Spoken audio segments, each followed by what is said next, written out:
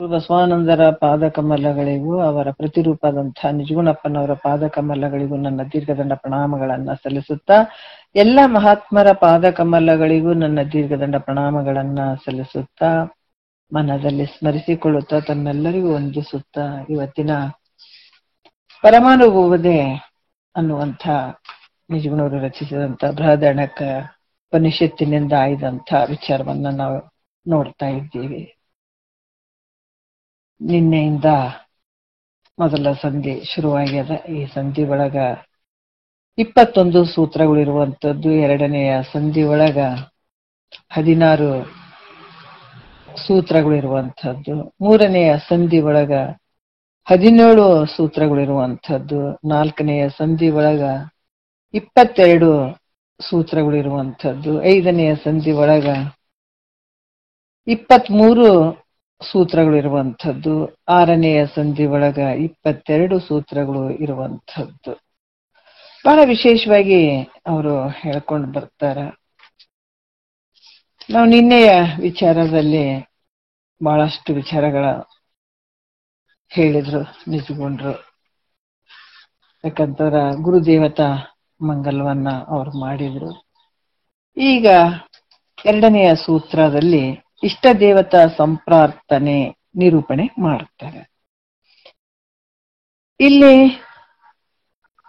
ಯಾಜ್ಞವಲ್ಕ್ಯ ಮತ್ತ ಮೈತ್ರಿಯ ಸಂವಾದವನ್ನ ಇಲ್ಲಿ ಹೇಳ್ತಾ ಹೋಗ್ತಾರೆ. ಯಾವ ರೀತಿಯಿಂದ ಅನ್ನುವಂಥದ್ದು ಇದು ಎರಡನೆಯ ಸೂತ್ರದಲ್ಲಿ ಹೇಳ್ತಾರೆ. ಏನ್ ಹೇಳ್ತಾರೆ? ಶ್ರೀ ಯಾಜ್ಞವಲ್ಕ್ಯ ಮೈತ್ರಿಗೆ ಪೇಳಿದುದನ್ನು ವೈಯಾರದಿಂದ ವರ್ಣಿಸುವೆನು ಅಂತ ಹೇಳ್ತಾರೆ. ನಿಜಗೊಂಡ್ರೆ ಹೇಳ್ತಾರೆ. ಏನ್ ಹೇಳ್ತಾ ಇದ್ದಾರ? ಈ ಯಾಜ್ಞವಲ್ಕ್ಯ ಮತ್ತ ಯಾಜ್ಞವಲ್ಕ್ಯರು ಮೈತ್ರಿಗೆ ಹೇಳಿದಂತಹ ಪೇಳದ ವಿಚಾರಗಳನ್ನ ನಾನು ಬಹಳ ಮನೋಹರವಾಗಿ ನಿಮ್ಗ ಹೇಳ್ತೀನಿ, ಚಂದದಿಂದ ಹೇಳ್ತೀನಿ, ನಿರೂಪಿಸ್ತೀನಿ ಅಂತ ಇಲ್ಲಿ ನಿಜಗೊಂಡ್ರೆ ಹೇಳ್ತಾರ. ಯಾಕಂದ್ರ ಇದು ಯಾಜ್ಞವಲ್ಕ್ಯ ಅಂತ ಯಾಕೆ ಹೆಸರು ಬಂತು ಅಂತಂದ್ರ ಅನೇಕ ಯಜ್ಞಗಳನ್ನ ಮಾಡಿದ್ರು. ಆ ಯಜ್ಞಗಳನ್ನ ಮಾಡಿದ್ರಿಂದ ಯಾಜ್ಞವಲಿ ಅಂತನ್ನುವಂತ ಹೆಸರು ಪ್ರಾಪ್ತವಾಯಿತು. ಅವನ ಪುತ್ರನಿಗೆ ಯಾಜ್ಞವಲ್ಕ್ಯ ಅನ್ನುವಂತ ಹೆಸರು ಬಂದಿತು. ಅಂದ್ರ ಯಜ್ಞವಲಿ ಅನ್ನುವಂಥ ಹೆಸರು ಯಾಜ್ಞವಲ್ಕ್ಯನ ತಂದೆಗಿತ್ತು. ಅದು ಅದಕ್ಕೆ ಇಲ್ಲಿ ಕೂಡ ಅನೇಕ ಯಜ್ಞಗಳನ್ನ ಮಾಡಿದ್ದರಿಂದ ಯಜ್ಞವಲಿ ಅನ್ನುವಂತ ಹೆಸರು ಪ್ರಾಪ್ತ ಆಯಿತು. ಅವನ ಪುತ್ರನಿಗೆ ಯಾಜ್ಞವಲ್ಕ್ಯ ಅಂತ ಹೆಸರು ಬಂತು. ಅದರಿಂದ ಈ ವೇದಗಳಲ್ಲಿ ಹೇಳಿದಂತ ಅನೇಕ ಯಜ್ಞಾದಿಗಳನ್ನ ಮಾಡಿ ಅದಕ್ಕೆ ಹೇಳ್ತಾರಲ್ಲ, ಯಜ್ಞ ಯಾಗಾದಿಗಳು, ಜಪ ತಪಗಳು, ಇದೆಲ್ಲ ಶುದ್ಧ ಅಂತ ಕರ್ಣಕ್ಕೆ ಬರುವಂಥದ್ದು. ನಿಜಗೊಂಡ್ರಲ್ಲಿ ಬಹಳ ಚಂದ ಹೇಳಿದಾರ. ನಂಬು ಜ್ಞಾನವನ್ನೇ ಕರ್ಮವೆಂಬ ಜಾಲದೊಳು ಸಿಲ್ಕಿ ಅಂಬಲಿಸಿದರು ಮುಕ್ತಿ ಎಂಬಯಸಿ ಮನುಜ ಅಂತ ಹೇಳ್ತಾರೆ. ಯಾಕಂದ್ರೆ ನಮ್ಮ ಕರ್ಮಕ್ಕ ಏನು ಅದು ಫಲ ಏನು ಅಂತಂದಾಗ ಶುದ್ಧ ಅಂತಃಕರಣವನ್ನ ಮಾಡುವಂಥದ್ದು. ಇಲ್ಲಿ ಅನೇಕ ವೇದಗಳಲ್ಲಿ ಹೇಳಿದಂತ ಅನೇಕ ಯಜ್ಞಾದಿಗಳನ್ನ ಮಾಡಿದ್ರಿಂದ ಈ ಶುದ್ಧಾಂತಕರಣ ಉಳ್ಳಂಥ ತಂದೆಯಿಂದ ಜನಿಸಿದ್ರಿಂದ ಈತಗ ಯಜ್ಞವಲ್ಕರು ಮತ್ತೆ ಸತ್ವಗುಣಶೀಲರು, ಜ್ಞಾನವುಳ್ಳವರು ಇರುವರೆಂಬುದು ಅವರ ಹೆಸರಿನಿಂದನೇ ಗೊತ್ತಾಗ್ತದ ಅಂತ ಹೇಳ್ತಾರ. ಮತ್ತೆ ಇಂತಹ ಮಹಿಮರು, ಯಾಕಂತಂದ್ರ ಇಲ್ಲಿ ಕೆಲವು ವಿಚಾರಗಳನ್ನು ಹೇಳ್ತಾರ ಅವರು. ಅಂತ ಶುದ್ಧಾಂತಕರಣ ಉಳ್ಳಂತ ತಂದೆಯಲ್ಲಿ ಜನಿಸಿದಂತ ಮಗ ಯಾಜ್ಞವಲ್ಕ್ಯ ಸತ್ವಗುಣಶೀಲರು ಆಗಿದ್ದಂಥವ್ರು, ಜ್ಞಾನ ಉಳ್ಳವರು ಇರುವಂಥದ್ದು ಅವರು. ಇಂಥ ಮಹಿಮ ಪುರುಷರು. ಇವರ ಸತಿಯಳಾದಂತ ಮೈತ್ರಿಯೇ ವಿಷಯ ಸುಖದಲ್ಲಿ ಈಕೆ ಕೂಡ ಅವರಪ್ಪನೂ ರಾಜನು ಅಂತ ಹೇಳ್ತಾರ. ಆಕೆ ಕೂಡ ಒಂದು ಬ್ರಹ್ಮ ಬ್ರಹ್ಮವನ್ನ ತಿಳ್ಕೊಂಡಂತ ತತ್ವಜ್ಞಾನಿಯನ್ನ ನನಗ ಹುಡುಕಿ ಅಂತ ತತ್ವಜ್ಞಾನಿಯನ್ನೇ ನನಗ ಮದುವೆ ಮಾಡಂತ ಕೇಳ್ತಾಳ ಮೈತ್ರಾದೇವಿ. ಆಕೆ ಹೆಂಗಿದ್ರು ಅಂದ್ರೆ ಪರಮ ವಿರಕ್ತೆ ಹೇಳ್ತಾರ. ಮುಂದ ವಿಷಯ ಸುಖದಲ್ಲಿ ಹೆಂಗಾಗಿದ್ದಳು ಆಕಿ. ಆಕಿ ಯಾವ ಒಂದು ಆಸೆ ಇರ್ಲಿಲ್ಲ ವಿಷಯ ಸುಖದಲ್ಲಿ. ಆಕಿಗೆ ಅದ್ವೈತ ತತ್ವಗಳನ್ನ ತಿಳಿಯೋದಕ್ಕಾಗಿ ಅನೇಕ ಪ್ರಶ್ನೆಗಳನ್ನ ಮಾಡಿರುವಂಥವಳು. ಅದಕ್ಕೆ ಇವತ್ತ ಈ ಆಧ್ಯಾತ್ಮದಲ್ಲಿ ಮೈತ್ರೇಯ ದೇವಿ ಬಹಳಷ್ಟು ಮೇಲ್ಮಟ್ಟದ ವಿಚಾರ ಆಕಿದು. ಯಾಕಂದ್ರೆ ಯಾರು ಕೇಳದೆ ಇರುವಂತ ಒಂದು ಪ್ರಶ್ನೆಯನ್ನ ಮಾಡಿ ಇಂಥ ಒಂದು ಅದ್ಭುತ ಜ್ಞಾನವನ್ನ ತಿಳ್ಕೊಂಡಂತ ಮೈತ್ರಾದೇವಿ. ಅವರಿಬ್ಬರ ಸಂವಾದ ಆಕೆ ಕೇಳಿದಂತ, ಯಾಕಂದ್ರೆ ಇದು ನಿಮಿತ್ತಕ್ಕೆ ಮಾತ್ರ, ಅದರ ಮುಮುಕ್ಷಿಗಳ ಒಂದು ವಿಚಾರದಲ್ಲಿ ಇವೆಲ್ಲ ತಿಳಿಸುವಂಥದ್ದು. ಮೈತ್ರಾ ಪ್ರಶ್ನೆ ಮಾಡಿದಳು, ಯಾಜ್ಞವಲ್ಕರು ಉತ್ತರ ಹೇಳ್ತಾರೆ. ಇದರ ಒಂದು ಸಂವಾದ ಬಹಳಷ್ಟು ಮನೋಹರವಾಗಿ ನಾನ್ ನಿಮಗೆ ಹೇಳ್ತೀನಿ ಅಂತ ನಿಜಗೊಂಡ್ರೆ ಹೇಳ್ತಾರೆ ಇಲ್ಲಿ. ಈಗ ನಾವು 1ನೇ ನುಡಿಯಲ್ಲಿ ಹೇಳ್ತಾರ. ಏನ್ ಹೇಳ್ತಾರ? ಕೆಲವು ವಿಚಾರಗಳು ಗ್ರಂಥಕರ್ತರು ನಿಜಗೊಂಡ್ರೆ ಹೇಳ್ತಾರ. ಗ್ರಂಥಕರ್ತರು ಸದ್ಗುಣ ಮತ್ತು ವಿದ್ಯಾದಿಗಳಿಂದ ರಹಿತರದಾರ. ಅವ್ರಿಗೆ ಯಾವ ಸದ್ಗುಣಗಳು ಇಲ್ಲ, ಮತ್ತೆ ವಿದ್ಯೆ ಅನ್ನುವಂಥದ್ದಿಲ್ಲ. ಅದರಿಂದ ಅವರಿಂದ ಈ ಗ್ರಂಥ ಏನ್ ಬರೆದಂತ ಗ್ರಂಥ ಅದಲ್ಲ, ಅವ್ರು ಬರೆದಂತ ಗ್ರಂಥ ಇದು ಗ್ರಹಿಸ್ಲಿಕ್ಕೆ ಯೋಗ್ಯ ಅಲ್ಲ ಅಂತ ಶಂಕೆಯನ್ನ ಮಾಡಿದ್ರ ಅವ್ರು ಹೇಳ್ತಾರ, ಅದಕ್ಕೆ ಉತ್ತರ ಹೇಳ್ತಾರ. ಅವ್ರು ಹೆಂಗದಾರ? ಅವರು ಸದ್ಗುಣಶಾಲಿಗಳು ಅದಾರ, ವಿದ್ಯಾವಂತರು ಅದಾರ ಅವರು. ಈಗ ಉತ್ತರ ಹೇಳ್ತಾರ 1ನೇ ನುಡಿಯಲ್ಲಿ ಹೇಳ್ತಾರ. ಅನಿಮಿತ್ತ ಬಾಂಧವನು ಅನುಪಮ ನಂದ ಅಬ್ಧಿ ವಿನಯಾದಿ ಗುಣಮಣಿ ಮಂಡನ ಜನನ ವಿಧೂರನು ಅಧಿಕ ವಿದ್ಯಾ ಸಂಪನ್ನ ನೆನೆಸಿ ರಾಜಿಪ ನಿಜ ಗುಣ ಯೋಗಿ ಅಂತ ಹೇಳ್ತಾರ. 2ನೇಯಲ್ಲಿ ಇಲ್ಲೇ 2ನೇ ನುಡಿಯಲ್ಲಿ ಕೂಡ ಬರ್ಕೊಂಡಿದಾರ. ವಿರಚಿಸುವೆನು ಯಾಜ್ಞವಲ್ಕೆ ಮೈತ್ರಿಯ ವರ ಸಂವಾದವನ್ನೇ ಕನ್ನಡಮಾಗಿ ಪರಮಾರ್ಥವೆದು ಪರತರವೆಂದು ಪೊಗಳೆ ವಿಸ್ತಾರವಾಗಿ ಸಾಧಕರು ಅರಿವಂತೆ. ಇದನ್ನ ಅರಿವಂತೆ ಅಂತ ಹೇಳ್ತಾರ. ಏನ್ ಹೇಳ್ತಾರ? ಮೊದಲೇ ಹೇಳಿದಾರ ಅವರು. ಯಾಕಂತಂದ್ರ ಏನ್ ಹೇಳಿದಾರ? ಅನಿಮಿತ್ತ ಬಾಂಧವನು. ಅನಿಮಿತ್ತ ಬಾಂಧವನು ಅಂತಂದ್ರೆ ಏನೊಂದು ಅನಿಮಿತ್ತ ಅಂದ್ರೆ ಏನೊಂದು ದೃಷ್ಟಾಂತವಿಲ್ಲದೆ, ಬಾಂಧವನಂದ್ರೆ ಹಿತಚಿಂತಕನು. ಅನಿಮಿತ್ತ ಬಾಂಧವನನ್ನುವಂಥದ್ದು ಮೊದಲಾದ ಗುಣಗಳನ್ನ ಹೇಳಿದ್ದಾರೆ. ಹೇಳಿದ್ರಿಂದ ಈ ಅನಿಮಿತ್ತ ಬಾಂಧವನಂತ ಈ ವಿಚಾರಗಳನ್ನ ಹೇಳೋದ್ರಿಂದ ತನ್ನ ಸ್ತುತಿಯನ್ನ ತಾನೇ ಮಾಡ್ಕೊಂಡ್ರು ಅಂತ ಗ್ರಂಥಕರ್ತರು ತನ್ನ ಸ್ತುತಿಯನ್ನ ತಾನೇ ಮಾಡ್ಕೊಂಡು ಹೇಳಿದಾರಂತ ಈ ಒಂದು ದೋಷವನ್ನ ನೀವು ಎಣಿಸಬಾರ್ದು. ಯಾಕಂದ್ರೆ ನೋಡ್ರಿ ಎಷ್ಟು ಒಂದು ಇದರಲ್ಲಿ ಕರುಣೆ ತುಂಬಿದೆ ಅಂತಂದ್ರೆ ಅವ್ರು ಹೇಳ್ತಾರ, ಇಲ್ಲ ತಂದೆ ತಾನೇ ವರ್ಣನೆ ಮಾಡ್ಕೊಳಕತ್ತಾರಲ್ಲ ನಿಜಗೊಂಡ್ರು ಅಂತ ನಿಮ್ಮ ಮನಸ್ಸಿನಲ್ಲಿ ಬಂದು ಈ ದೋಷವನ್ನ ನೀವು ಎಣಿಸ್ಬೇಡ್ರಿ. ತನ್ನ ಸ್ತುತಿ ತಾನೇ ಮಾಡ್ಕೊಳಕತ್ತಾರ ಗ್ರಂಥಕರ್ತರು ಅಂತ ನೀವು ಎಣಿಸಕೂಡದ ಆ ದೋಷವನ್ನ. ಯಾಕೆ ನಾನು ಹೇಳ್ತಾ ಇದ್ದೀನಿ ಅಂತಂದ್ರ ಮುಮುಕ್ಷುಗಳ ಯಾಕಂದ್ರ ಆ ಶ್ರದ್ಧೆ ಅನ್ನುವಂಥದ್ದು, ಅಶ್ರದ್ಧೆ ಅನ್ನುವಂಥದ್ದನ್ನ ದೂರ ಮಾಡೋದಕ್ಕಾಗಿ ಏನ ಶ್ರದ್ಧೆಯಿಂದ ಕೇಳ್ಬೇಕಾದಂಥದ್ದು ಇದು. ನಿಮ್ಗೆ ಏನ್ ಹೇಳ್ತದ? ಅಶ್ರದ್ಧೆ ಬರ್ತದಲ್ಲಿ. ಯಾಕಂದ್ರ ಗ್ರಂಥಕರ್ತರ ಬಗ್ಗೆ ನೀವು ಈ ನಿಮ್ಮ ಮನಸ್ಸಿನಲ್ಲಿ ಈ ಭಾವ ಬಂತಂದ್ರ ಬಹಳಷ್ಟು ದೊಡ್ಡ ಒಂದು ಏನಂದ್ರ ನಿಧಿಯನ್ನ ಕಳ್ಕೊಂಡ್ ಬಿಡ್ತೀರಿ ಅನ್ನುವಂಥ ಉದ್ದೇಶ ಇಲ್ಲಿ ಹೇಳುವಂಥದ್ದು. ಅದಕ್ಕ ಅಲ್ಲಿ ಏನಾಗ್ತದ? ಒಂದು ಅಲಕ್ಷ್ಯ ಭಾವ ಬರ್ತದ. ಅದು ದೂರ ಮಾಡೋದಕ್ಕಾಗಿ ತಮ್ಮ ಸದ್ಗುಣ ವಿದ್ಯೆಗಳನ್ನ ಹೊಗಳಿರುವಂಥದ್ದು ನಿಜಗೊಂಡ್ರು. ಮತ್ತು ನಾನು ಹೇಳುವ ಗ್ರಂಥ ಹೆಂಗೈತಿ ಅಂದ್ರ ನಿಜಗೊಂಡ್ರು ತಮ್ಮ ಮನಸ್ಸಿಗೆ ಬಂದಂಗ ಹೇಳ್ಯಾರನ ಅನ್ನುವಂಥದ್ದೆಲ್ಲ ಕಪೋಲ ರೀತಿಯಿಂದ ಹೇಳಿದ್ದಲ್ಲ. ನೋಡ್ರಿ, ಇದು ಕಲ್ಪಿತವಲ್ಲ, ಸ್ವಂತ ನಾನು ಹೇಳಿದ್ದನು ಅಲ್ಲ, ನಾ ಕಲ್ಪನೆ ಮಾಡ್ಕೊಂಡು ಬರುವಂಥದ್ದನು ಅಲ್ಲ, ಇದು ಕಲ್ಪಿತನೂ ಅಲ್ಲ ನಾ ಬರುವಂಥದ್ದು.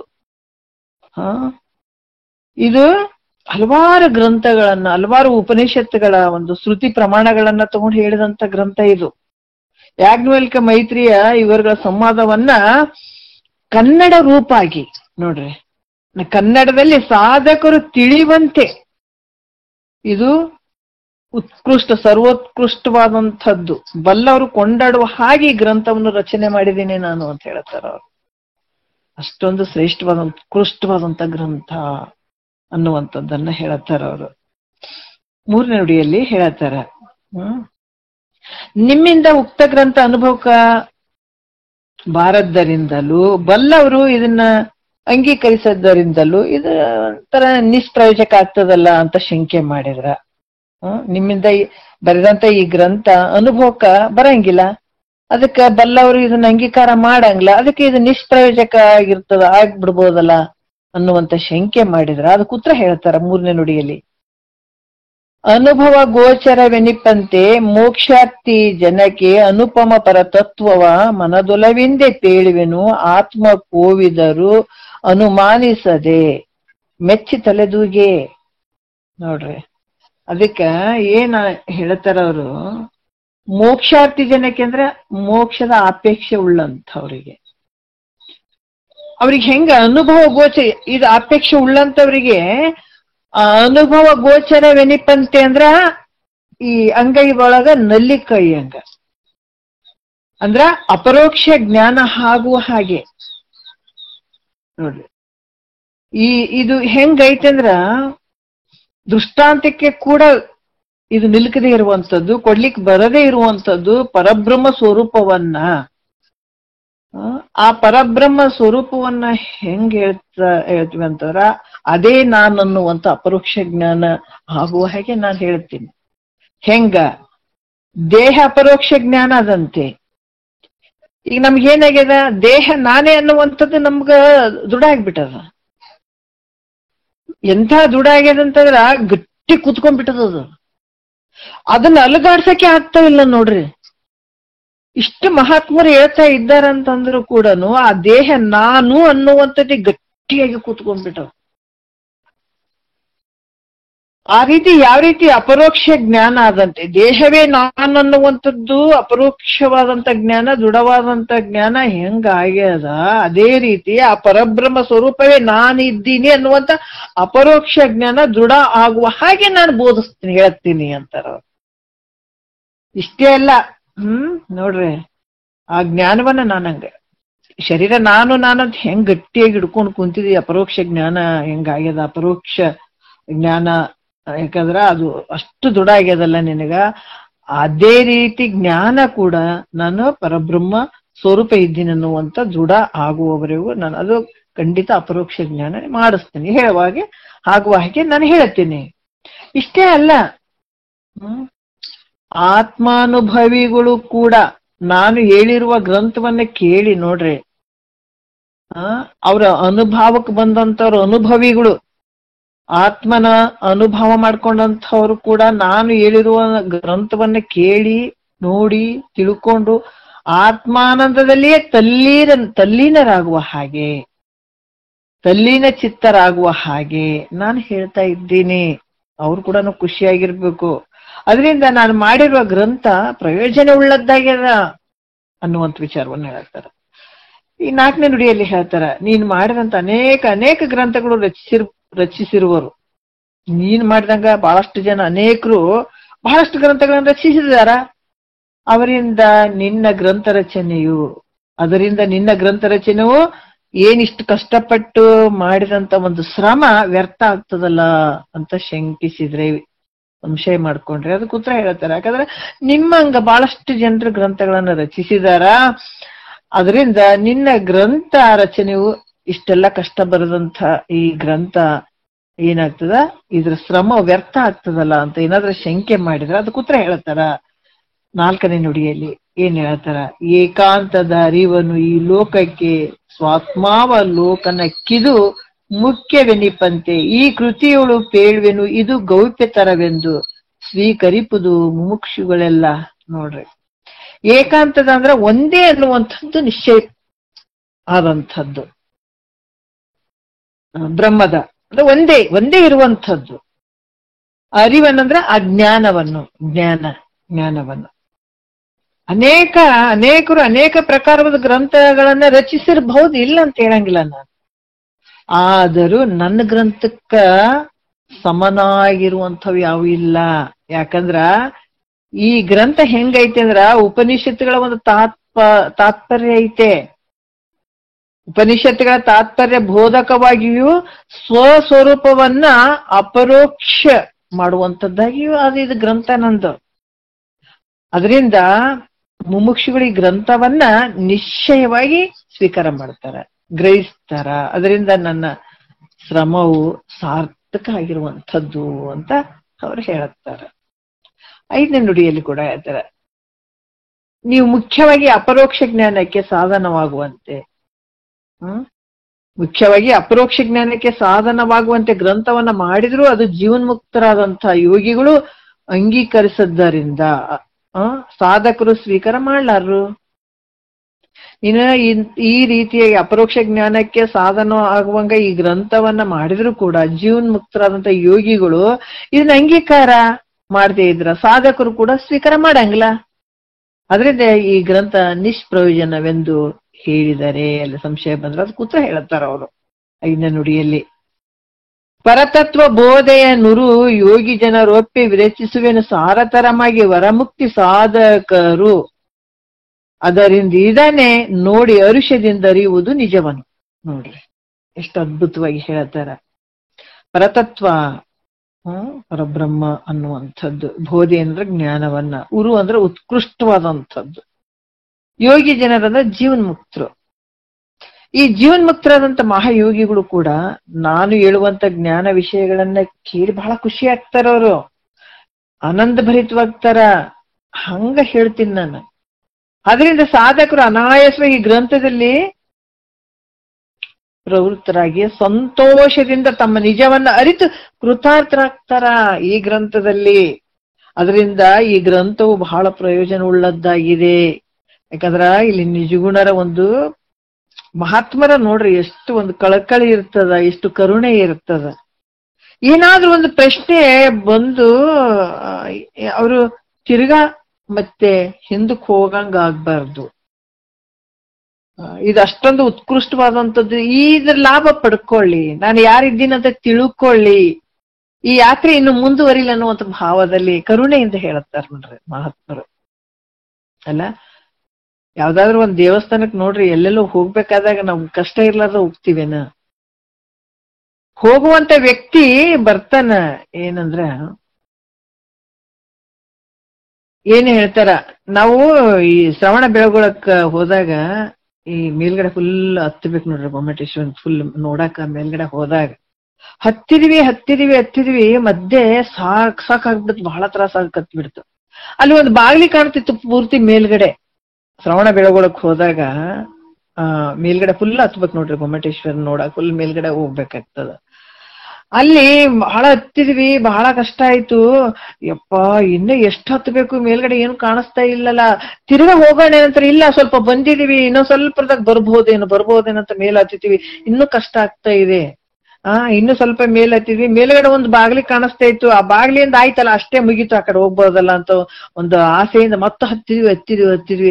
ಆ ಬಾಗ್ಲಿ ಒಂದು ಕಾಣಿಸ್ತಿದ್, ಬಾಗ್ಲಿ ಒಳಗಡೆ ಹೋಗಿ ಮತ್ತು ಅದರಷ್ಟು ಮೇಲ್ಗಡೆ ಇತ್ತು. ಆಮೇಲೆ ಏನೇ ಕಷ್ಟ ಆದ್ರೂ ಕೂಡ ನಾವು ಹೊರಳಿ ಬಂದಿವೇನಂತಂದ್ರೆ ಇಲ್ಲ. ಅವ್ರು ಕೆಲವ್ರು ದಾರಿಲಿ ಹೇಳ್ತಿದ್ರು, ಏನು ತೊಂದ್ರೆ ಇಲ್ಲ, ಆರಾಮಾಗಿ ಹತ್ತಬಹುದು, ಇನ್ನೂ ಸ್ವಲ್ಪ ಅದಂತ ನಮ್ಗ ಒಂದು ಸ್ಫೂರ್ತಿಯನ್ನು ಕೊಡ್ತಾ ಇದ್ರು ಅವರು. ಹಂಗ ಇಲ್ಲಿ ಕೂಡ ಹೇಳ್ತಾರೆ, ನಿಮಗೆ ನಿಮ್ಮ ಮನಸ್ಸಿನಲ್ಲಿ ಏನಾದ್ರೂ ಸಂಶಯಗಳು ಬಂದ್ರೂ ಕೂಡ ಹಂಗಲ್ಲ, ಹಿಂಗೈತೆ, ಆದ್ರೆ ಇಲ್ಲಿಗೆ ನಿಲ್ಲಿಸಿ ಬಿಡ್ಬೇಡ್ರಿ, ಅದನ್ನ ಕಂಟಿನ್ಯೂ ಮಾಡ್ರಿ, ಮುಂದೆ ಹೋಗ್ರಿ, ಖಂಡಿತ ನಿಮ್ಗ ಇದರಿಂದ ಸಾರ್ಥಕ ಆಗ್ತದ ಅನ್ನುವಂಥದ್ದು ಒಂದು ಕಳಕಳಿ ನೋಡ್ರಿ ಇಲ್ಲಿ. ಯಾಕಂತಂದ್ರ ಇಲ್ಲಿ ಕೂಡ ಅಷ್ಟು ಪ್ರಯೋಜನ ಉಳ್ಳಂತ ಗ್ರಂಥ ಇದನ್ನ ಐತಿ. ಯಾಕಂದ್ರ ಆನಂದ ಅವರು ಅರಿತು ಕೃತಾರ್ಥರಾಗ್ತಾರ. ಜೀವನ್ಮುಕ್ತರಾದಂತ ಮಹಾಯೋಗಿಗಳು ಕೂಡ ನಾನು ಹೇಳುವಂತ ಈ ಜ್ಞಾನ ವಿಷಯಗಳನ್ನ ಕೇಳಿ ಬಹಳಷ್ಟು ಖುಷಿ ಪಡ್ತಾರ ಅವರು. ಹಂಗ ಹೇಳ್ತೀನಿ ನಾನು. ಸಾಧಕರು ಅನಾಯಾಸವಾಗಿ ಗ್ರಂಥದಲ್ಲಿ ಪ್ರವೃತ್ತರಾಗಿ, ಅನಾಯಾಸವಾಗಿ ಯಾವುದೇ ಕಷ್ಟ ಇಲ್ಲದೆ ಇದರಲ್ಲಿ ಪ್ರವೃತ್ತರಾಗಿ ಸಂತೋಷದಿಂದ ತಮ್ಮ ನಿಜವನ್ನ ಅರಿತು ಧನ್ಯರಾಗ್ತಾರ, ಕೃತಾರ್ಥರಾಗ್ತಾರ. ಅದರಿಂದ ಈ ಗ್ರಂಥ ಬಹಳ ಪ್ರಯೋಜನ ಉಳ್ಳದ್ದಾಗಿದೆ ಅಂತ ಕೂಡ ಹೇಳತ್ತಾರ. ಮತ್ತು ಇನ್ನು ವಿಚಾರಗಳನ್ನ ಹೇಳ್ತಾರ ಅವರು. ವೇದವನ್ನು ಓದಿ ಅರ್ಥಜ್ಞಾನವನ್ನ ಮಾಡಿಕೊಂಡು ನೋಡ್ರಿ, ಇಲ್ಲಿ ಕೆಲವು ಸಂಶಯಗಳು ಬಂದಂಥವ್ರು ಹಿಂಗೂ ಹೇಳಬಹುದು ಅನ್ನುವಂಥದಕ್ಕಾಗಿ ಅವ್ರು ಹೇಳ್ತಾರ, ಇಲ್ರಿ ನಿಮ್ಮಂಗ ಬಹಳಷ್ಟು ಜನ ವೇದವನ್ನು ಓದ್ಕೊಂಡಿದಾರ, ಆದ್ರ ಅರ್ಥಜ್ಞಾನವನ್ನು ಮಾಡ್ಕೊಂಡಿದಾರ. ನಿನ್ನಂತೆ ಕೆಲವರು ಪೂರ್ವದಲ್ಲಿ ಅನೇಕ ಗ್ರಂಥಗಳನ್ನು ರಚಿಸಿದಾರ. ಸಾಧಕರು ಅವುಗಳನ್ನ ನೋಡಿ ಕೃತಾರ್ಥರಾಗ್ತಾರ. ನಿನ್ನ ಗ್ರಂಥವನ್ನ ಅವರು ನೋಡಂಗಿಲ್ಲ, ಅವಲೋಕಿಸುವುದಿಲ್ಲ. ಅದರಿಂದ ಈ ಗ್ರಂಥ ನಿರರ್ಥಕ ಅಂತ ಶಂಕೆ ಬಂದ್ರೆ ಹೇಳ್ತಾರಲ್ಲ. ಬಹಳಷ್ಟು ನಿನ್ನಂಗ್ ಬಹಳಷ್ಟು ಜನ ಮಸ್ತ್ ಜನ ಓದಿದಾರ, ಅವ್ರು ಬಹಳಷ್ಟು ಬರೆದಿದಾರ. ನಿನ್ನ ಗ್ರಂಥವನ್ನ ಅವ್ರು ನೋಡಕ್ ಬರಂಗಿಲ್ಲ, ಯಾಕಂದ್ರೆ ನಿಮ್ಗಿಂತ ಮೊದಲು ಬಹಳಷ್ಟು ಜನ ಬರೆದಿದಾರ. ಅದರಿಂದ ಈ ಗ್ರಂಥ ನೀವು ಬರೆದದ್ದು ಏನಾಗ್ತದ, ನಿರರ್ಥಕ ಆಗ್ತದಲ್ಲ ಅಂತ ಶಂಕೆ ಮಾಡಿದ್ರೆ ಅವ್ರು ಹೇಳ್ತಾರ, ವರ ವೇದದ ಅರ್ಥವನ್ನು ಅರಿದು ಮಾಡಿದ ಸುಪ್ರಕರಣ ಅನಂತ ಮುಂಟವರಲ್ಲಿ ಪರಕಿಸಲಿದರಂತೆ ನಿಜವನಿತ್ತ ಅಪರೋಕ್ಷ ಕಲಿಸುವುದಿಲ್ಲವೆಂದೇನೆ ಪೇಳುವೆ. ನೋಡ್ರಿ ಎಷ್ಟು ಚಂದ ಹೇಳ್ತಾರ ಅವರು. ವರವೇದದ ಅಂದ್ರ ಉಪನಿಷತ್ತುಗಳು.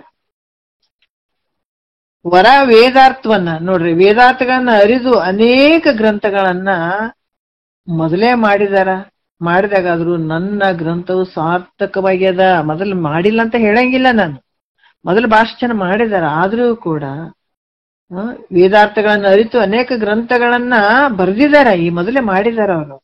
ಮಾಡಿದಾಗಾದ್ರೂ ಕೂಡ ನನ್ನ ಗ್ರಂಥ ಬಹಳಷ್ಟು ಸಾರ್ಥಕತೆಯಿಂದ ಕೂಡಿದೆ ನೋಡ್ರಿ. ಅದಕ್ಕೆ ಯಾಕಂದ್ರೆ ನನ್ನ ಗ್ರಂಥ ಮುಮುಕ್ಷಿಗಳಿಗೆ ಅಪರೋಕ್ಷ ಜ್ಞಾನ ಮಾಡಿಕೊಟ್ಟಂಗ ಬೇರೆ ಗ್ರಂಥಗಳು ಮಾಡಿಕೊಡಂಗಿಲ್ಲ. ಅದರಿಂದ ಎಷ್ಟೋ ಗ್ರಂಥಗಳಿದ್ರೂ ಕೂಡ ಈ ಗ್ರಂಥವು ಹೆಂಗೈತೆ, ಬಹಳಷ್ಟು ಉತ್ಕೃಷ್ಟ ಮಟ್ಟದೈತೆ ಗ್ರಂಥ.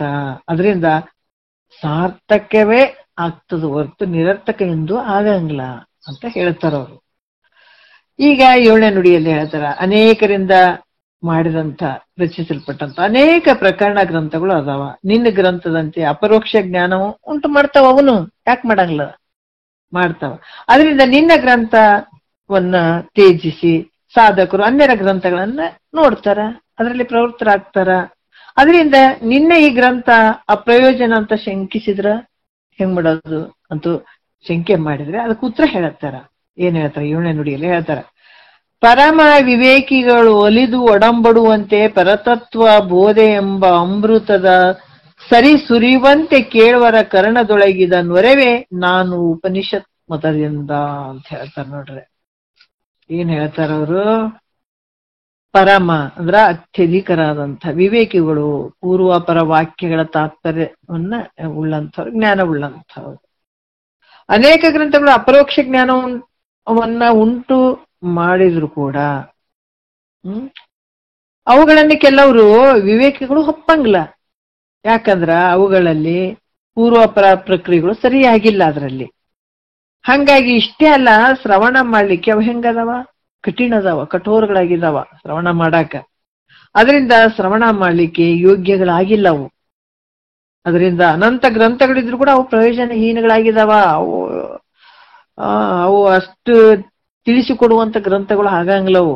ನನ್ನ ಗ್ರಂಥವು ಪೂರ್ವಾಪರ ಪ್ರಕ್ರಿಯೆಗಳಿಂದ ಕೂಡಿದ್ರಿಂದ ಕೇಳುವವರಿಗೆ ಹಿಂಪಾಗಿರುವುದರಿಂದಲೂ ಅಪರೋಕ್ಷ ಜ್ಞಾನವನ್ನು ಉಂಟು ಮಾಡುವುದರಿಂದಲೂ ಇದು ಮಹಾ ಪ್ರಯೋಜನವುಳ್ಳಂಥದ್ದಾಗ್ಯದ ನನ್ನ ಗ್ರಂಥ ಅಂತ ಹೇಳ್ತಾರ ಅವರು.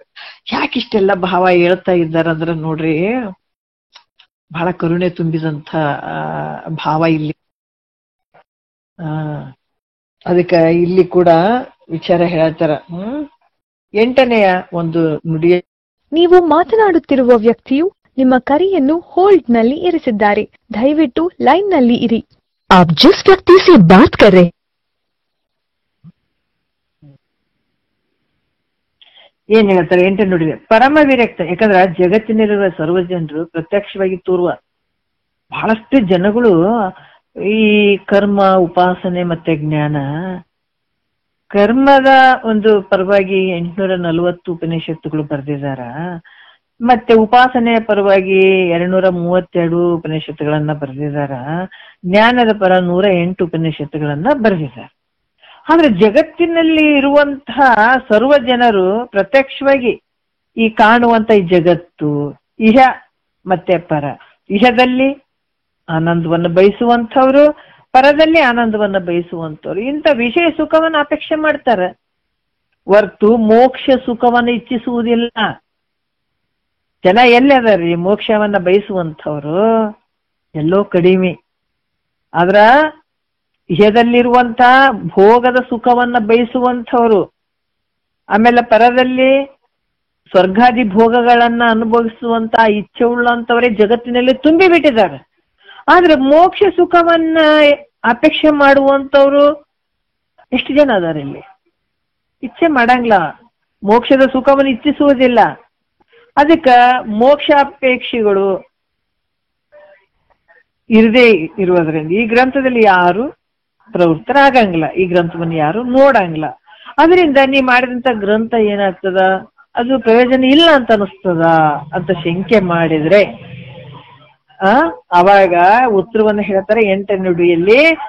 ಪರಮ ವಿರಕ್ತಂಗೆ ಪರತರ ಶಿಷ್ಯಂಗೆ ಪರಮಾರ್ಥ ಅರಿವ ಆತ್ಮ ತನುಜಂಗೆ ಪರಮ ರಹಸ್ಯದೊಳರೆವುದು ಕರ್ಮ ತತ್ಪರರಿಗೆ ಅರುಪಲಾಗದಿದನೊಮ್ಮೆ.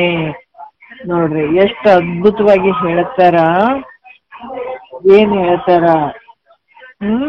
ಪರಮ ವಿರಕ್ತಂಗೆ ಅಂದ್ರ ವಾಸನ ಸಹಿತ ವಿಷಯಗಳನ್ನ ತ್ಯಾಗ ಮಾಡಿದ ವೈರಾಗ್ಯಶಾಲಿಗೆ. ಇದು ನನ್ನ ಗ್ರಂಥ ಯಾರಿಗೆ ಅಂತಂದ್ರೆ ಎಲ್ಲರಿಗೂ ಅಲ್ಲ, ಇದು ನಾನು ಹೇಳಿದಂಥದ್ದು ಗ್ರಂಥ ಯಾರಿಗೆ ಅಂತಂದ್ರೆ ಪರಮ ವಿರಕ್ತಂಗೆ. ಪರಮ ವಿರಕ್ತಂಗೆ ಅಂದ್ರೆ ವಾಸನ ಸಹಿತ ವಿಷಯಗಳನ್ನ ತ್ಯಾಗ ಮಾಡಿದಂತ ವೈರಾಗ್ಯಶಾಲಿಗೆ. ಅದಕ್ಕೆ ಹೇಳ್ತಾರೆ, ಅರಿದು ವನಿತಾದಿ ವಿಷಯದೋಳುಳ್ಳ ದೋಷವನ್ನು ತೊರೆದವನು ಮರಳಿ ಮೋಹಿಸದೆ ಚಲಿಯಾಗಿ ಹೊರತೆಯಿಲ್ಲದೆ ಶಂಭುಲಿಂಗದಂತಿರ ಭೋಗ ಜರಕವಿಲ್ಲದಿದ್ದ ಪರಮ ವೈರಾಗ್ಯ. ಇಲ್ಲಿ ಕೂಡ ಹೇಳ್ತಾರ, ಪರಮ ವಿರಕ್ತ ಯಾರಂದ್ರೆ ವಾಸನ ಸಹಿತ ವಿಷಯಗಳನ್ನ ತ್ಯಾಗ ಮಾಡಿದ ವೈರಾಗ್ಯಶಾಲಿಗೆ.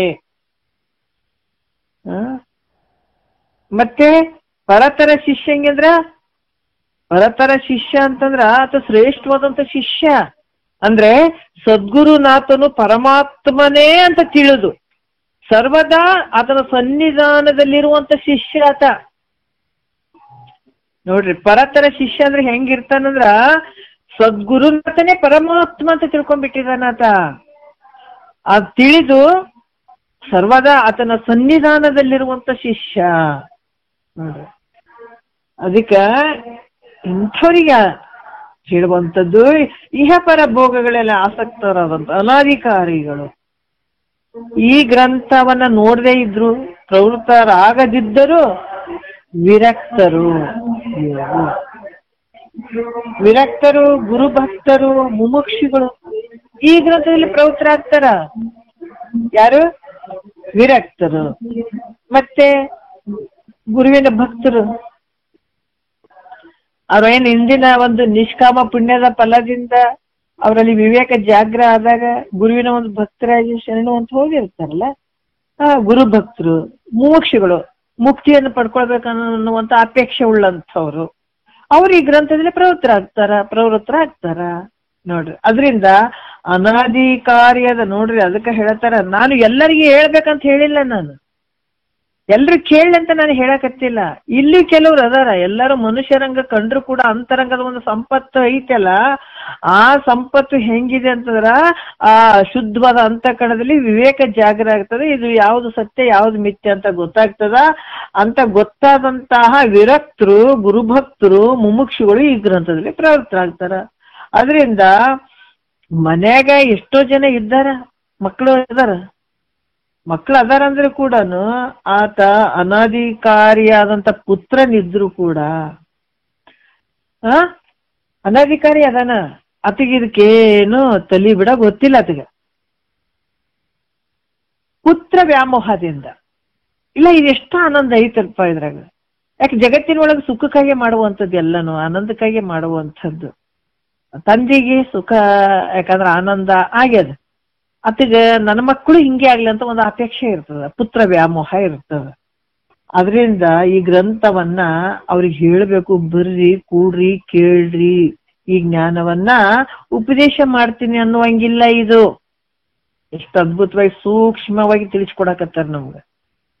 ಯಾಕಂದ್ರೆ ಮನೆಯಲ್ಲೇ ಇದ್ದಾರ, ನಾನ್ ಪಡ್ಕೊಂಡಿದ್ದೀನಿ ಈ ಜ್ಞಾನವನ್ನ, ಇಂಥ ಆನಂದವನ್ನ ಪಡ್ಕೊಂಡಿದ್ದೀನಿ. ನನ್ನ ಮಗನೂ ಕೂಡನು ಆತ ಅನಧಿಕಾರಿ ಅದಾನ, ಈ ಗ್ರಂಥವನ್ನ ಸ್ವೀಕಾರ ಮಾಡ್ಲಿಕ್ಕೆ ಯೋಗ್ಯ ಅಲ್ಲ ಆತ, ಇಲ್ಲ. ಅಂಥ ಮಗನನ್ನ ಪುತ್ರ ವ್ಯಾಮೋಹದಿಂದ ನಿನಗಿದನ್ನ ಹೇಳ್ತೀನಿ ಬಾ ಅಂತ ಹೇಳಿ ಆತಗೆ ಕರೆದು ಬಿಟ್ಟು ಉಪದೇಶ ಮಾಡುವಂಗೆ ಇಲ್ಲ. ಯಾಕಂದ್ರೆ ಆತ ಅನಧಿಕಾರಿ ಅದಾನ. ಹಾಗಾಗಿ ಇಲ್ಲಿ ಕೂಡ ಕಿಂತು ಪರಬ್ರಹ್ಮವನ್ನ ತಿಳಿಯುವ ಅಥವಾ ಯಾಕಂದ್ರೆ ಅದ್ ತಿಳಿಬೇಕಂತ ಮನಸ್ಸೇ ಇಲ್ಲ ಆತಗ. ಮನಸ್ಸಿನೇ ಇರದೇ ಇದ್ದಂಥವ್ರಿಗೂ ಹೇಳ್ಬೇಕನ್ನೋದು ಇಲ್ಲ. ಅನಧಿಕಾರಿಗೆ ಒಂದು ಚೂರು ಉಸಿರು ಬಾರದು ಅಂತ ಹೇಳಿದಾರೆ, ಈ ಉಪದೇಶ ಮಾಡ್ಕೊಡುದು. ಕಿಂತ ಪರಬ್ರಹ್ಮನ ತಿಳಿಯುವ ಅಪೇಕ್ಷೆ ಉಳ್ಳವನಿದ್ರೆ ನಾನ್ ತಿಳ್ಕೊಳ್ತೀನಿ ಅನ್ನುವಂತ ಅಪೇಕ್ಷೆ ಏನಾದ್ರೂ ಇತ್ತು ಅಥವಾ ಅಧಿಕಾರಿ ಇದ್ದ ಅಂತಂದ್ರೆ ನೀನು ಹೇಳ್ತಕ್ಕದ್ದು. ಅದಕ್ಕ ಅನಧಿಕಾರಿಗಳು ಇದನ್ನ ನೋಡದೆ ಇದ್ರು ನನಗಿನ್ನೇನು, ನನಗೆ ಹಾಕ್ಬೇಕು, ಅವ್ರಿಗೆ ಬೇಡ, ಕೇಳೋದು ಬೇಡ, ನೋಡೋದೇ ಬೇಡ, ಅವ್ರು ಯೋಗ್ಯರಲ್ಲ ಅವರು.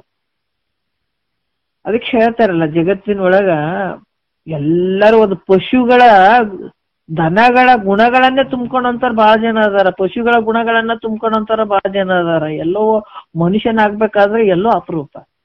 ಮನುಷ್ಯ ಯಾರಾಗ್ತಾರಂದ್ರ ಸದ್ಗುರು ವಾಕ್ಯವನ್ನು ಕೇಳಿದ್ರೆ ಮನುಷ್ಯರಾಗ್ತಾರ ಅಷ್ಟೇ ಹೊರತಾಗಿ ಇದನ್ನ ತನ್ನನ್ನು ತಾನು ಯಾರು ತಿಳ್ಕೊಳಕ್ಕೆ ಪ್ರಯತ್ನ ಪಡ್ತಾರ ಅವ್ರಿಗೆ ಮನುಷ್ಯರು. ಅದಕ್ಕೆ ಶ್ರೀ ಗುರು ವಚನೋಪದೇಶವನ್ನ ಆಲಿಸಿದಾಗಳಹುದು ನರರಿಗೆ ಮುಕ್ತಿ ಅಂತ ಹೇಳಿದಾರ. ಯಾರು ಸದ್ಗುರುವಿನ ವಾಕ್ಯವನ್ನ ಕೇಳ್ತಾರ, ಅದನ್ನ ತಿಳ್ಕೊತಾರ, ಇಂಥ ಭಾಗ್ಯವನ್ನ ಪಡ್ಕೊಂಡು ಅಂತ ಭಗವಂತನ ಕಾಣಬೇಕು, ಮುಕ್ತಿಯನ್ನು ಹೊಂದಬೇಕನ್ನುವಂತ ಭಾವವು ಉಳ್ಳಂಥವ್ರು ಶ್ರವಣವನ್ನ ಮಾಡುವಂತ ಇವ್ರು ಮನುಷ್ಯರಾಗ್ತಾರಪ್ಪ. ಉಳಿದಂಥವ್ರು ಇಲ್ಲ. ಅದಕ್ಕೆ ಮಹಾತ್ಮರು ತಿಳಿಸ್ತಾರ, ಅನಧಿಕಾರಿಗಳಿಗೆ ಇದು ಅವ್ರು ಗ್ರಹಿಸ್ತಿದ್ರು ಕೂಡ ಅಧಿಕಾರಿಗಳು ಇದನ್ನ ನೋಡ್ತಾರ, ಇವ್ರು ಗ್ರಹಿಸ್ತಾರ. ಅದಕ್ಕೆ ಈ ಗ್ರಂಥ ಸಫಲ ಆಗ್ಯದ. ಅವ್ರು ನೋಡ್ಕೊಂಡಿದ್ರ ಫಲವನ್ನು ಪಡ್ಕೋತಾರ. ಹಂಗಾಗಿ ಈ ಗ್ರಂಥ ಸಫಲ ಆಗ್ಯದ ಅನ್ನುವಂತ ವಿಚಾರವನ್ನ ಹೇಳ್ತಾರ. ಮತ್ತೆ ಯಾಕಂತಂದ್ರ ಬಹಳಷ್ಟು ಇದ್ರಲ್ಲಿ ಅದಕ್ಕೆ ಹೇಳುವಂಥದ್ದು, ಹಿಂದಿನ ಒಂದು ಜನ್ಮ ಜನ್ಮಾಂತರದ ಒಂದು ಪುಣ್ಯದ ಫಲದಿಂದ ಈ ಭಾವ ಬಂದಿರುವಂಥದ್ದು. ಸಪ್ತಭೂಮಿಕೆ ಒಳಗ ಸುಖೇಚ್ಛ ಅನ್ನುವಂತ ಭಾವ ಬರದೆ ಎಷ್ಟೋ ಜನ್ಮದ ಪುಣ್ಯ. ಅದಕ್ಕ ಇಲ್ಲಿ ಯಾವಾಗ ಪರಮಾತ್ಮಗ ಭಾಷೆ ಕೊಟ್ಟು ಬಂದಂತ ಈ ಜೀವ ಅದ್ರ ಪ್ರಕಾರ ನಡ್ಕೊಳತ್ತದ, ಅಲ್ಲಿ ಧನ್ಯತೆ ಪಡೀತದ. ಇಲ್ಲಂದ್ರ ಪುನರಪಿ ಜನನಂ ಪುನರಪಿ ಮರಣಂ ಪುನರಪಿ ಜನನಿ ಜಠರೇ ಶಯನಂ, ಬಹಳಷ್ಟು ಕಷ್ಟಕ್ಕೂ ಗುರಿ ಆಗ್ತದೆ ಈ ಜೀವ. ಇಲ್ಲಿ ಕೂಡ ಮತ್ತ ಹೇಳ್ತಾರ ಯಾವ ರೀತಿ 9ನೇ ನುಡಿ ಹೇಳ್ತಾರ.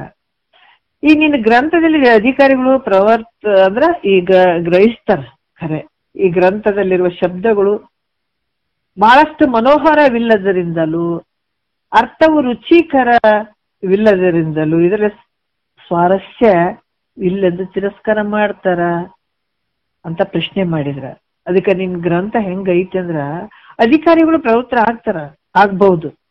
ಈ ಗ್ರಂಥದಲ್ಲಿರೋ ಶಬ್ದಗಳು ಬಹಳಷ್ಟು ಒಂದು ಮನೋಹರವಾಗಿ ಕೂಡಿಲ್ಲ, ಮತ್ತೆ ಇದು ರುಚಿಕರದಿಂದಿಲ್ಲ, ಇದರಲ್ಲಿ ಸ್ವಾರಸ್ಯ ಇಲ್ಲ, ಇದಕ್ಕೆ ತಿರಸ್ಕಾರ ಮಾಡ್ತಾರ ಅಂತ ಪ್ರಶ್ನೆ ಮಾಡಿದ್ರ. ಅದಕ್ಕೆ ಉತ್ತರ ಹೇಳ್ತಾರ ಅವರು 9ನೆಯ ನುಡಿಯಲ್ಲಿ ಹೇಳ್ತಾರ.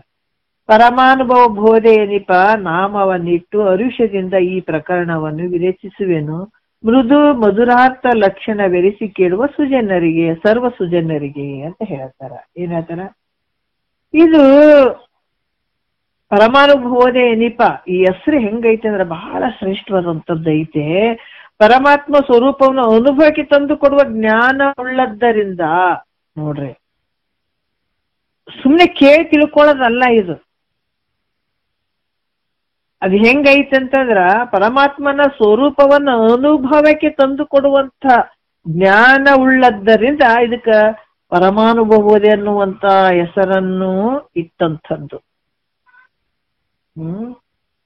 ಅದಕ್ಕ ಈ ರೀತಿ ಹೇಳ್ತಾರ ಮುಂದ ಅನಧಿಕಾರಿ. ಯಾಕಂದ್ರೆ ಅಧಿಕಾರಿಗಳಿಗೆ ಗ್ರಂಥದಲ್ಲಿ ತಿರಸ್ಕಾರ ಬುದ್ಧಿ ಹಾಗಂಗಿಲ್ಲ, ಯಾವ ಕಾರಣನೇ ಇಲ್ಲ. ಅಧಿಕಾರಿಗಳು ಈ ಗ್ರಂಥವನ್ನು ನೋಡ್ತಾರ, ಇದನ್ನ ಯಾರು ತಿರಸ್ಕಾರ ಮಾಡಂಗಿಲ್ಲ. ಯಾಕಂದ್ರ ಇದರಲ್ಲಿ ಹೇಳ್ತಾರ ಅವರು, ಶಬ್ದಗಳು ಬಹಳಷ್ಟು ಮನೋಹರವಾಗಿರುವುದಲ್ಲದೆ ಅರ್ಥ ಕೂಡ ಬಹಳ ಸ್ವಾರಸ್ಯ ರೀತಿಯಿಂದ ಕೂಡಿದವ. ಅರ್ಥ ಕೂಡ ಬಹಳ ಚಂದದ ಇದ್ರಾಗ. ಅದರಿಂದ ಈ ಗ್ರಂಥಕ್ಕೆ ಪರಮಾನುಭವಬೋಧೆ ಅನ್ನುವಂತ ಹೆಸರು ಇಟ್ಟಂಥದ್ದು. ಅದರಿಂದ ಸಕಲ ಜನರು ಪಕ್ಷಪಾತವಿಲ್ಲದೆ ನೋಡ್ರಿ, ಅದಕ್ಕೆ ಹೇಳ್ತಾರ ಬಹಳಷ್ಟು ಜನ ಹೇಳ್ತಾರೆ, ಇಲ್ರಿ ನಾವು ಇಂಥ ಒಂದು ಸಂಪ್ರದಾಯ ಇಂಥ ಇವರು ಇಂಥವ್ರು ಯಾವ್ದು ಇಲ್ಲ ಇದಕ್ಕೆ. ಪ್ರತಿಯೊಬ್ಬ ಮನುಷ್ಯ ಈ ಭೂಮಿ ಮೇಲೆ ಹುಟ್ಟಿದಾನಂದ್ರೆ ಒಂದು ಕೆಲಸ ಮಾಡ್ಕೊಳ್ಬೇಕು. ಯಾವುದು? ನಾನು ಯಾರಿದ್ದೀನಿ ಅಂತ ತಿಳ್ಕೊಳ್ಳುವಂಥದ್ದೇ. ನಾನು ಯಾರಿದ್ದೀನಿ ಅಂತ ತಿಳ್ಕೊಳ್ಳುವಂಥದ್ದೇ. ಅದಕ್ಕೆ ಈ ನಿಜಗುಂಡ್ರದ್ದು ಹೆಂಗ ಐತಿ ಅಂತಂದ್ರ, ಪ್ರತಿಯೊಬ್ಬ ವ್ಯಕ್ತಿ ಈ ವಿಚಾರ ಕನ್ನಡದವ್ರಂತೂ ಇನ್ನೂ ಬಹಳ ಪುಣ್ಯ ಮಾಡ್ಯಾರನ್ರು. ಈ ನಿಜಗುಂಡ್ರು ಏನ್ ಬರೀಲಿಲ್ಲ ಅಂತಂದ್ರ, ಮತ್ತೆ ಈ ನಿಜಗುಂಡ್ರು ಬರೆದಂಥದ್ದು, ಆಮೇಲೆ ಈ ಬರೀ ನಾವು ಅದು ಅಕ್ಷರಗಳನ್ನ ನೋಡಿ ನಮ್ಗ ತಿಳಿತಿರ್ಲಿಲ್ಲ. ಅವರ ರೂಪಾಗಿ ಬಂದಂತ ಸಿದ್ಧಾರೂಢರು ಕೂಡ ಇದನ್ನ ತಿಳಿಸಿರುವಂಥದ್ದು, ಮತ್ತೆ ಅವರ ರೂಪಾಗಿ ಶಿವಪುತ್ರ ಗುರುಗಳು ಅದನ್ನ ಟೀಕಾ ತಾತ್ಪರ್ಯ ಬರೆದಂಥದ್ದು, ಹಲವಾರು ರೀತಿಯಿಂದ ಬಹಳಷ್ಟು ಇಲ್ಲಿ ಮುಮುಕ್ಷಿಗಳಿಗೆ ಏನಂದ್ರ ಉಪಕಾರ ಮಾಡಿದ್ದಾರೆ. ಇಲ್ಲಾಂದ್ರೆ ನಮ್ಗೆ ಸಂಸ್ಕೃತ ಕಲ್ತು ವೇದಗಳನ್ನ ಅಧ್ಯಯನ ಮಾಡಿ ತಿಳ್ಕೊಳಕ್ ಆಗ್ತಿತ್ತ ನಮ್ಗೆ?